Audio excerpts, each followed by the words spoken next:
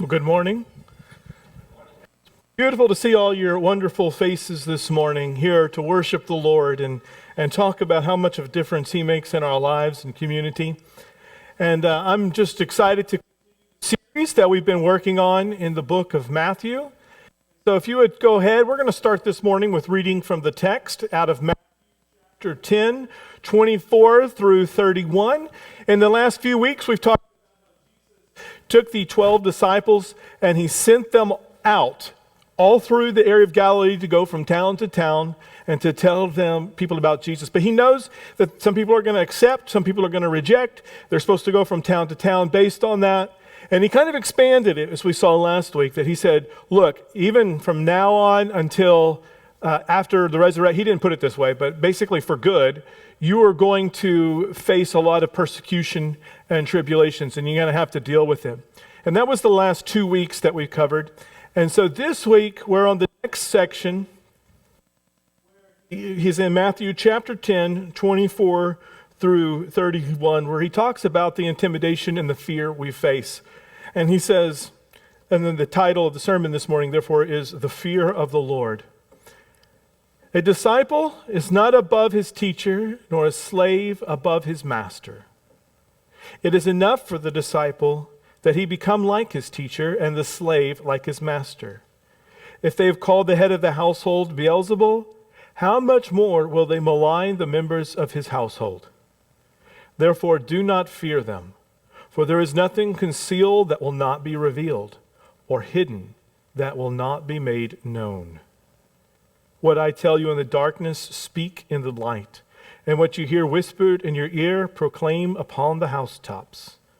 Do not fear those who kill the body, but are unable to kill the soul. But rather fear Him, being God, who is able to destroy both soul and body in hell. Are not 2 sparrows sold for a cent? And yet not one of them will fall to the ground apart from your Father. But the very hairs of your head are all numbered, so do not fear. You are more valuable than many sparrows. So the words of the Lord for us this morning. I thought I would start this morning by playing 2 songs quick. Would you go ahead and play these songs?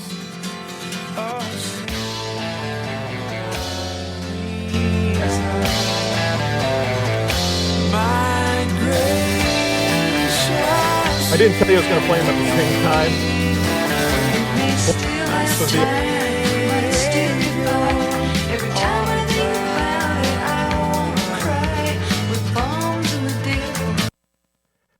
They weren't harmonizing.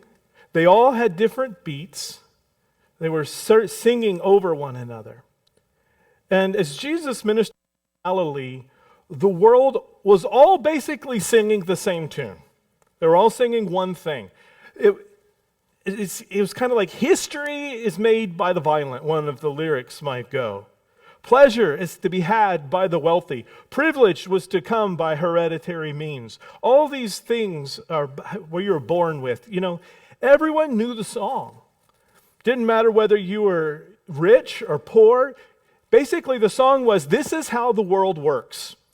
And there was all these things. We have all these sayings. They had all these sayings about how the world works. And that's how they did it. The Jews, they understood how the world worked and how they sang the same song as everybody else. What they expected was that the Messiah would come and He would sing the same song, but louder, purer, and longer. Jesus startled the world when He came and sang a completely different song. Instead of coming and singing the world song louder, He brought heaven's song down. A whole new song with lyrics like, love your enemies, the meek shall inherit the earth. His voice was not loud. It was as quiet as a secret, He says, compared to the old world song. But the message threatened the rhythms of the old world. See, even enemies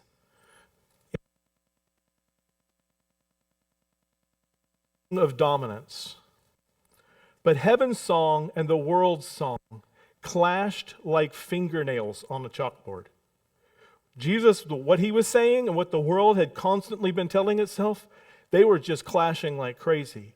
The natural, instinctual song of the world is something we all know well. We know this song. It's ingrained in us from the moment of birth, on the playground, at work. How to get ahead, how to get successful, how to get one up on somebody, how to argue, how to have conflict. All those things are part of the world's song, and we all learn them at a very young age. But trying to be a Christian, I think most of you can understand this illustration now better. Trying to be a Christian in this very difficult world, for a committed Christian, is like trying to sing one song when two are playing. We try to live one way for Jesus, singing heaven's songs, but to modify Paul's confession, we find ourselves singing along with that old familiar tune more often than we like. Paul has said that when I try to act like God, I find myself acting like the world.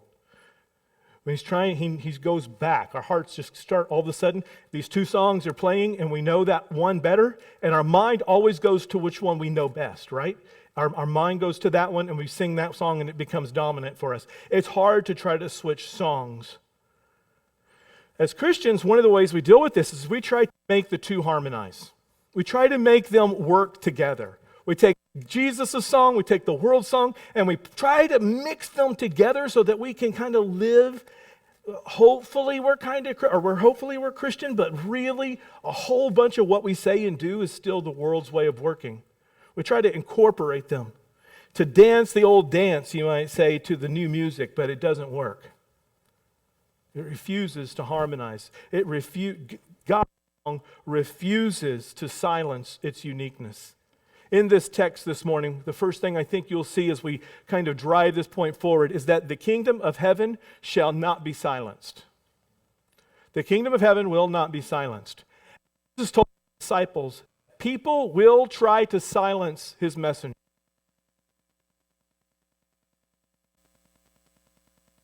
Execute them and make music of heaven go silent. He says they're going to try to make the music of heaven go silent because it doesn't work for them.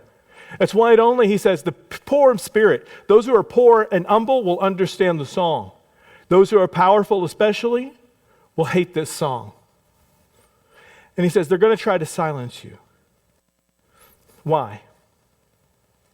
Because the world teaches that the way to absolutely silence is to do what?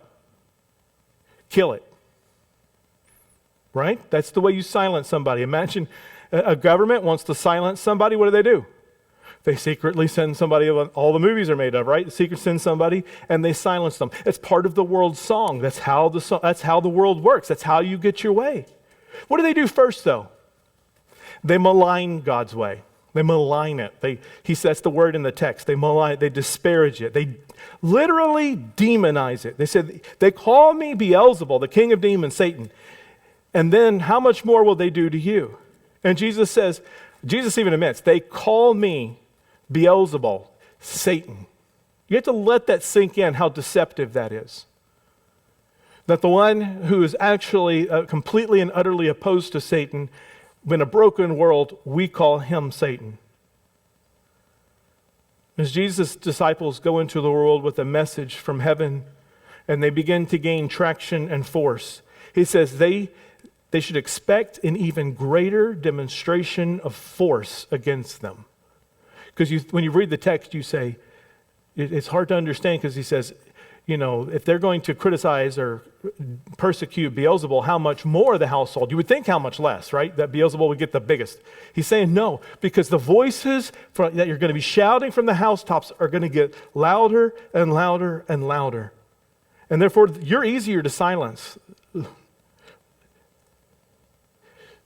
The disciples are not above him, he says. They're going to face what Jesus faced. The world will try to silence Jesus. And we see that now, right? We might think it's in big cities. We might think it's over just wherever, maybe in certain pockets. I think we all know that that's growing. But it didn't just start. I think that's a comforting thing. It didn't just start. It even happened to me. I can't say that I'd gone through much persecution in my life as a great extent. But as a young junior high boy, I often wore explicitly Christian t-shirts to school. Like, it would say stuff about Jesus all over the t-shirt. I kind of wore them almost every day. Now, 7th through 12th grade at my school was so small that we were all in the same building. Junior high was started in 7th and went all the way through 12th. And as I got my books out of my locker in 7th grade in the hall, I felt a weird splash hit my back, followed almost immediately by a burning sensation. I took my shirt off and I ran to the office where they had wiped me down because they were afraid I was going to get burns on me. So they wiped my shirt down.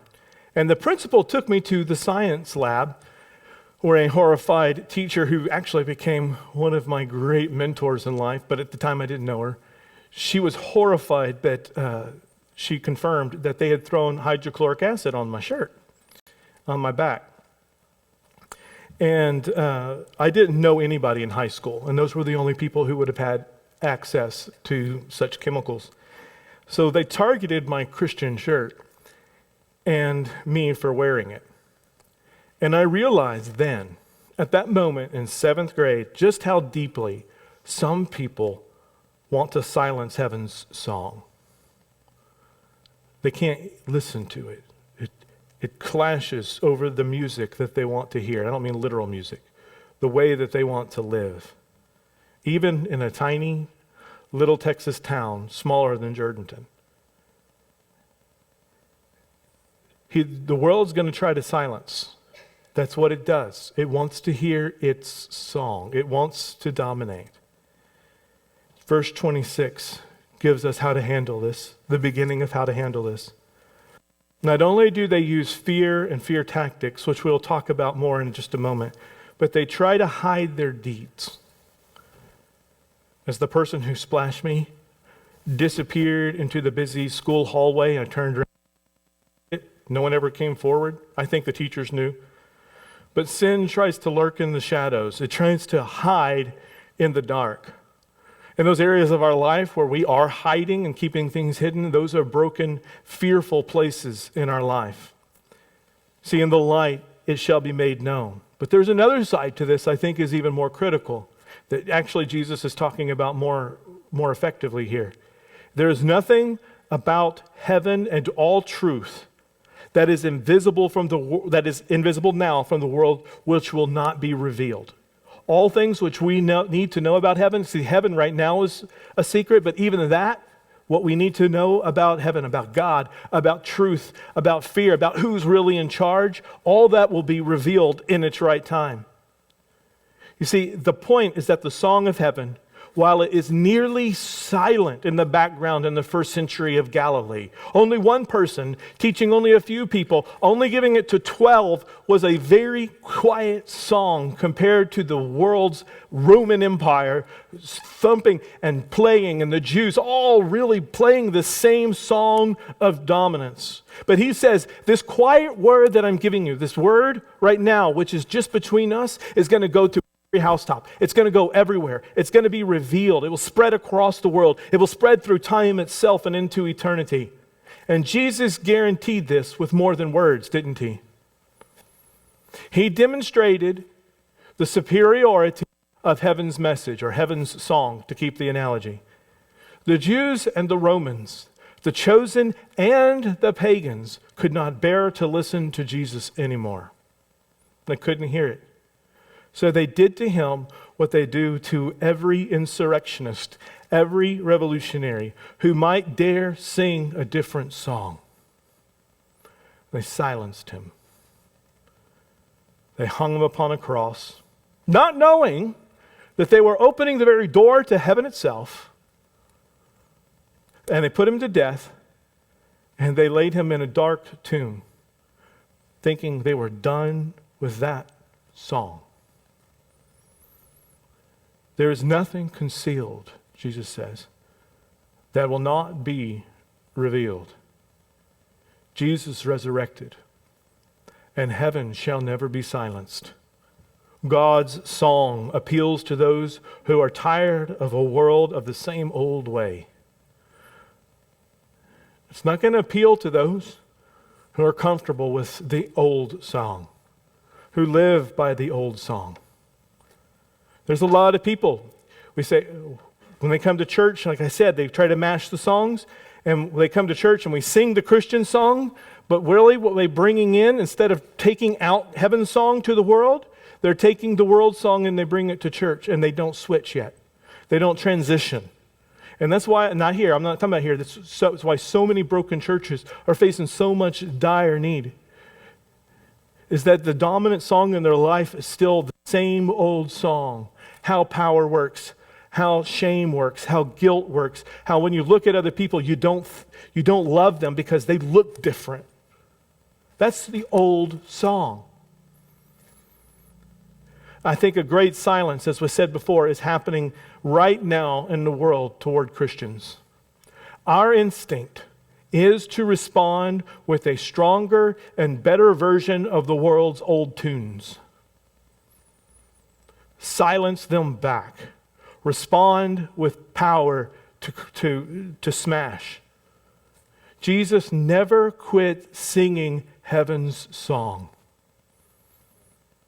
He spoke the truth fearlessly and innocently because he knew beyond a shadow of a doubt that the kingdom of heaven shall never be silenced. His song would never end. And he just sang it until they killed him. He rose from the dead and he sings it again. And you have the option to join in his song and quit singing the other song every day of our life. It's one of those things, like I said, we're constantly hearing both, one over the other. And every day you have to decide whether you're going to sing the old world songs or you're going to sing the new world song. You're going to sing, the new world songs, heaven's song.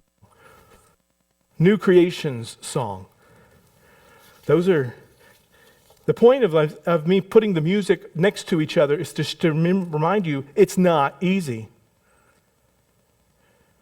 But here's this weird phrase, the fear of the Lord. Verse 28 is kind of strange. The fear of the God makes us fearless. But verse 28 is kind of strange. Do not fear. First of all, do not fear those who can kill the body, but fear, and here the implication is God, who can kill the soul and the body, the whole person. He's in charge of all of you. I recently read that do not fear is by far the most common command in the Bible. You see it when the angels are coming out and making themselves known. They say, do not fear. When there's some kind of God appearing, what's called a theophany, he says, do not fear. All these, and you think, man, do not fear should be the major command. But here it says, fear the Lord. We have to look at this just a little better. The word fear as a biblical, I think we need some time spent on what does it mean to fear the Lord versus the fear that we're not supposed to feel. It's confusing here because the Old Testament really says over and over and over again, it talks about the fear of the Lord as something entirely appropriate for God's people. There's some way in which fear, or something like fear, is appropriate for us. See, the word fear has two, I'm going to say it kind of technical, then I'll say it untechnical. Fear has two distinct meanings based on the object of the word. Or you can say what you are told to fear. If you're fearing the right thing, it means one. If you're fearing one thing, it means fear means this. If you're saying whatever follows fear is something else, it means the bad thing, the negative thing. I'll keep it in the realm of. It is though the songs of heaven and the songs of this world both have an incredibly powerful song called fear. But they say very different things. Two different definitions and how they're used. First, let's talk about the original song, God's song, what he's talking about when it says the fear of the Lord. What is it talking about? See, the fear is supposed to bring deep comfort to his people. God created us with what the same word might be called. We might use that word, fear. He created in us awe, reverence, respect, humility. This kind of thing, what it does, the point of it, it gives us a right sense of the proportionality of ourselves in God's universe. Fear, awe in God's song is primeval. It's locked into the bedrock of our nature. It lets us know how small we are, but also how valuable we are. It makes us see and we get a sense of God's greatness and His mightiness and His awesomeness. And that same thing is inside of us. That's the fear of the Lord. You feel some of that when you go to somewhere and you're in the right proportionality in nature, right? You go to the Grand Canyon, you go to one of these places, and you feel this incredible sense of awe. How majestic and amazing it is. You're connecting still with God's creation and God's song and God's intent for you when you're feeling that kind. But that's the same word that's used as fear. There's not that many Old Testament. Hebrew only has 10,000 words compared to English's 300,000. Do you see? There's a lot of overlap. I know this is Greek here, but he's referring back to the Hebrew. That's the Old Testament. So here we see this amazing thing. It is only, God says in Psalms, I should say the psalmist says, I suppose, that the fear of the Lord is the beginning of wisdom. It's having a proper sense of how the world works, having a proper sense of how you fit into it, having a proper sense of God Himself. The sense of awe is something we should and have deep embedded within our hearts. It is only the fear of the Lord that you can begin to grasp God's love. It's at the core of our worship experience. It's what we're supposed to be doing when we come to church, that our awe and our fear brings this immense comfort and joy when our eyes are fixed on God, as the primary person or primary aim, goal, reason for living is to see Him as creator and redeemer. When we get that right, our fear and our awe are amazing. And He says, when you get that right, all the other fears in life are going to go away. All the way that corruption, see what happened is that when we gaze upon anything but God as powerful, loving, kind, and just, then awe, which we were given naturally and God as a total gift, transforms into terror and afraidness and anxiety. When we take our eyes, I'll say it again, when we take our eyes off of God and we make anything else in our life primary, the sense of awe turns to terror and fear, the kind of way we usually use the word fear. Does that make sense? It's the kind of thing that happened very back at the original sin. Taking their eyes off of God and saying, I want something from that tree. Do you see? Again and again, it happens that when we do that. It shouldn't also be any wonder why fear and anxiety is on the rise these days, right? The more that people say, I don't believe in God, I don't fear God, I'm not looking at God, God's not very, church isn't very important, worship's not important, awe is not important.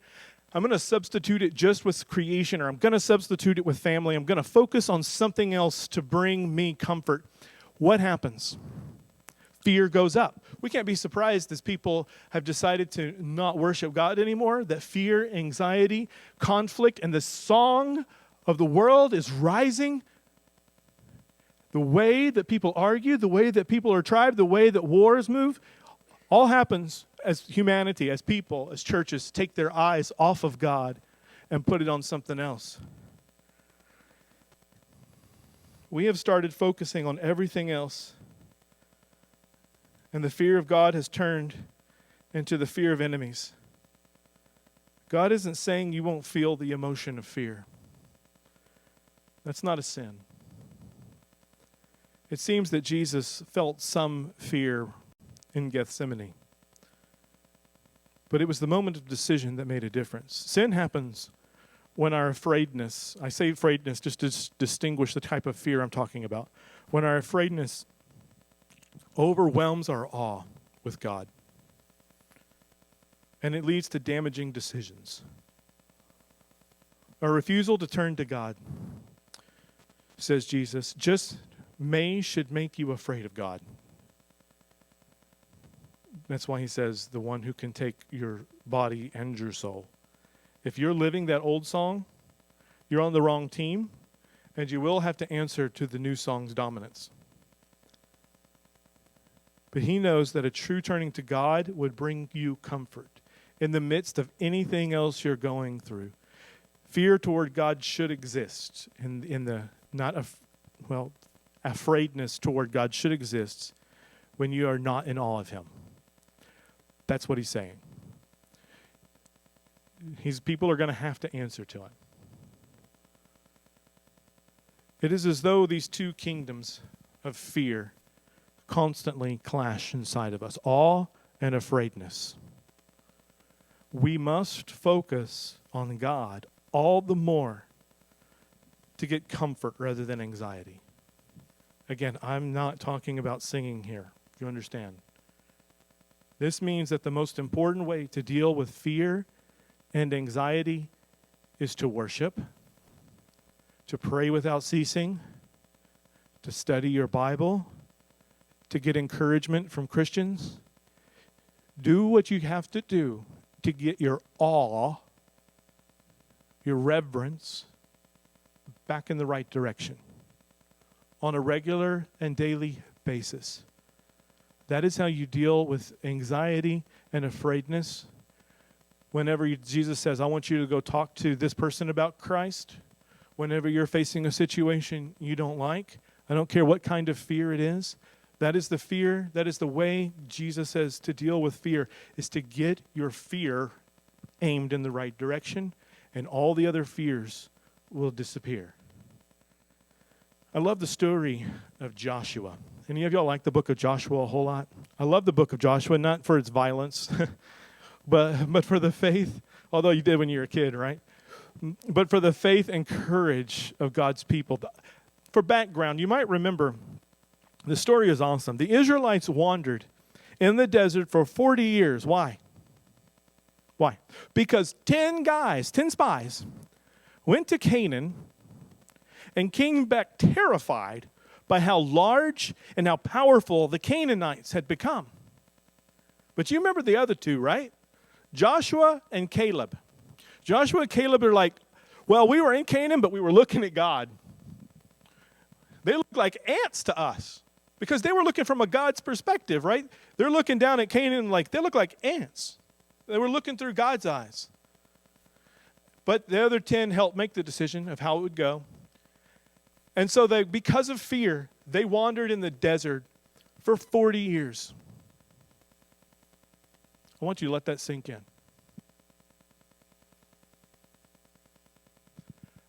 How long, how many times have we let fear make us wander in the wilderness, keep us from doing what we were created to do, keeping us from boldness, from living life full?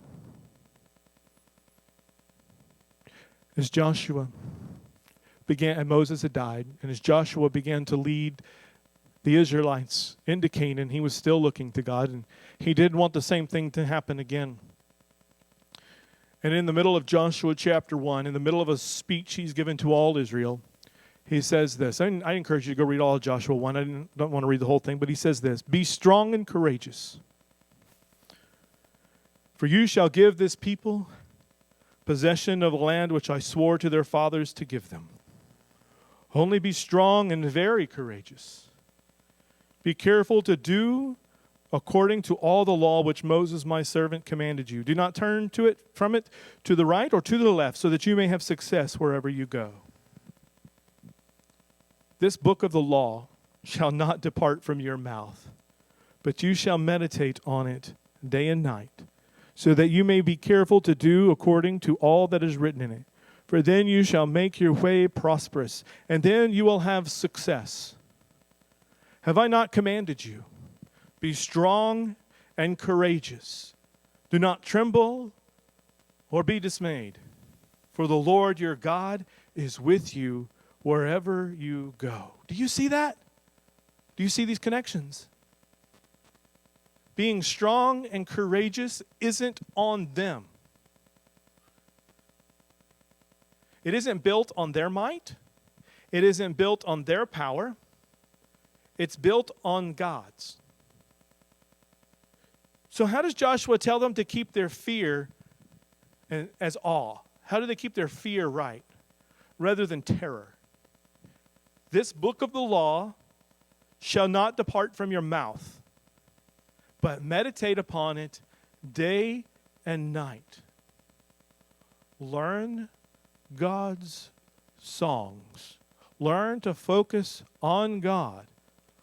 Meditate on the music he's provided life. The law at that time was completely different than the way the world was. This is the moment he says, the law and all this is making a new people. And he's saying, you focus on that and you will not have fear. You will conquer what I've told you to conquer. The only way you can sing a song when others are playing all around you is to know the song well. You have to know it by heart. And if they stop meditating on it day and night, if they stop keeping it off their tongues, it won't be long. And we see in the book of Judges that they'll be singing the world's song again. Jesus Christ, his ways, his teachings, his spirit need to go down to your bones. Otherwise, you'll find your life, your faith, your fear at the world's mercy. Worship, prayer, and even sermons. I know they can often focus on how evil the world is, what's wrong with it. And sometimes, I'd confess even to myself, sometimes maybe not pondering enough God's greatness, his magnificence, his love, and his grace, and how just overpowering that is to a world that we face around us. If you're fearful, if you're dealing with anxiety, if you're dealing with anger, which is another part of the world's song, your greatest hope isn't in trying harder. I'm not going to tell you to say, what I really got to do is I've got to be strong. I've got to be fearless. No, that's not what he says to do. What does he say to do? Meditate on it day and night. Learn God's word. Go to worship. Take it to the Lord himself to provide you courage. Lay it down before him. Say, take my heart, take my eyes.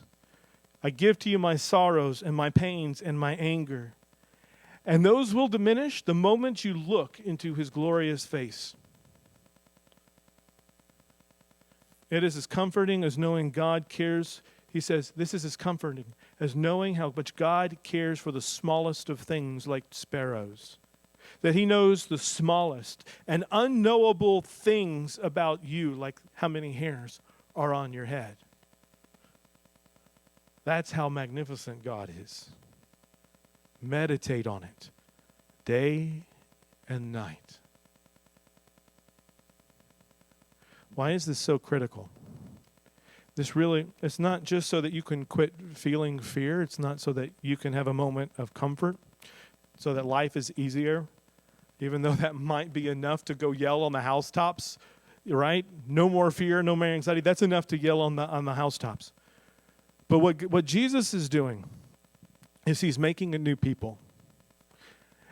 And to make a new people, they have to sing a different song. He's teaching them to be heaven's people. He's teaching them to be kingdom people.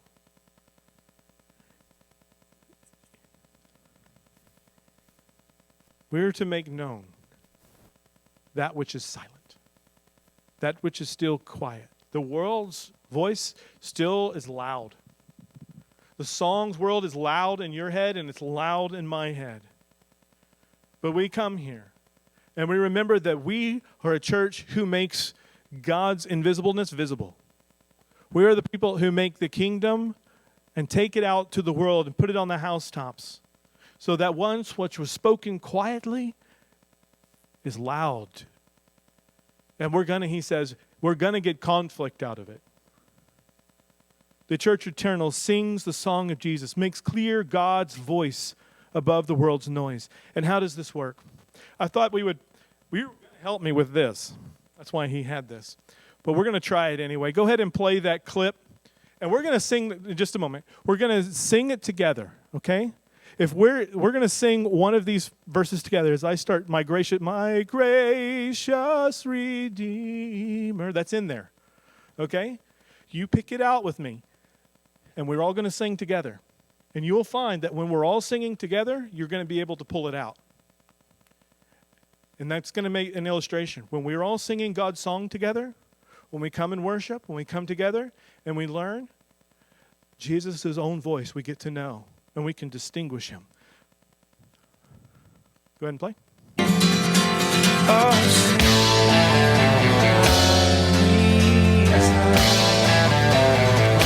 My gracious Redeemer, we still have time, but still go. Every time I think about it, I wanna cry with bombs in the deep. You see how you could kind of hear, you could start to hear it? Because I'm singing it. Because Brad's singing it.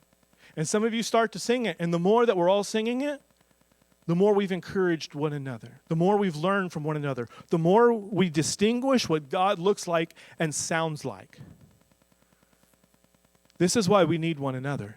That's why he puts them together. Jesus begins and establishes this wonderful way of being God's people, of singing heaven's song together for eternity. He frees us from the powers of this world. He makes way for us through death, like the parting of the Red Sea. He removes our fears. He gives us a way to live and to prepare us for the promised land. He does all of those things you see there in Exodus, all those things that Joshua went through. And he says, shout it from the rooftops. I'm making a new people. I'm making a new way. You can live now like you're already at the promised land. We have to sing the song. Sing the song of God's love. And let it be heard by the world in the songs of our lives.